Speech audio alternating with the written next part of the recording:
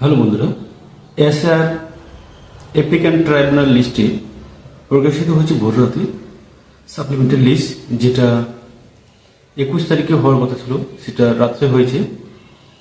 তো কাদের নাম রয়েছে এবং কাদের নাম নেই, কে ভোট দিতে পারবে কে না, সেটা আপনাদের আমি জানাচ্ছি। আর কিভাবে আপনি চেক করবেন সেটাও আমি বলতে চাই আপনাদের। তো প্রথম কথা, এই লিস্টটি ভোর রাতে প্রকাশিত হয়েছে এবং যাদের নাম আসছে তারা এই 23 তারিখে নির্বাচনে ভোট দিতে পারবেন। এবং আরেকটি লিস্ট প্রকাশিত হবে, সেটা হচ্ছে 27 তারিখে। যে 27 তারিখে লিস্ট প্রকাশিত হবে তারা 29 তারিখে ভোট দিতে পারবে। এবং যাদের নাম এই লিস্টে নেই বা আসবে না, তারা এবারের বিধানসভা নির্বাচনে তারা একবার বঞ্চিত হচ্ছেন, ভোট দিতে পারছেন না।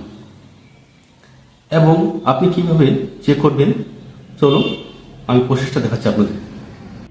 প্রথমে যে কামটি হবে সেটা গুগলে গিয়ে চেক করতে হবে ইসিআই চেক করার পরে ভোটারে গিয়ে ক্লিক করতে হবে।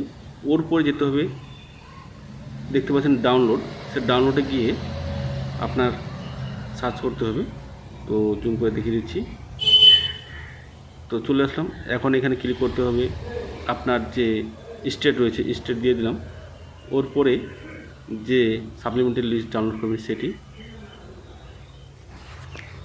এরপরে আপনার দেখাচ্ছি আপনারা বিধানসভা ক্ষেত্রে এইভাবে চেক করলে আপনাদের একবারে দেখতে পারবেন নাম চলে আসছে কিনা সেটা। এবং আপনাদের করণীয় কি, যাদের নাম আসেনি তাদের মনে হয় হিয়ারিংয়ে ডাকতে পারে।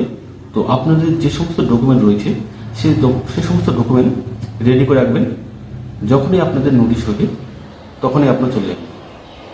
এবং যাদের নাম চলে আসছে তারা তো হিয়ারিংও যেতে হচ্ছে, সব কিছু ওদের হয়ে যাচ্ছে, ভোট দিতে পারবেন। এখন কি হয় সামনে দেখা যাবে, কিন্তু আগে ভাগে আপনাদের সব ডকুমেন্ট রাখতে হবে রেডি করে। তাহলে পরবর্তীতে সেভাবে অতটা টেনশন লাগবে না, আগেই সব কাজ হয়ে যাচ্ছে। তো আমার ভিডিও ভালো লাগলে লাইক করবেন।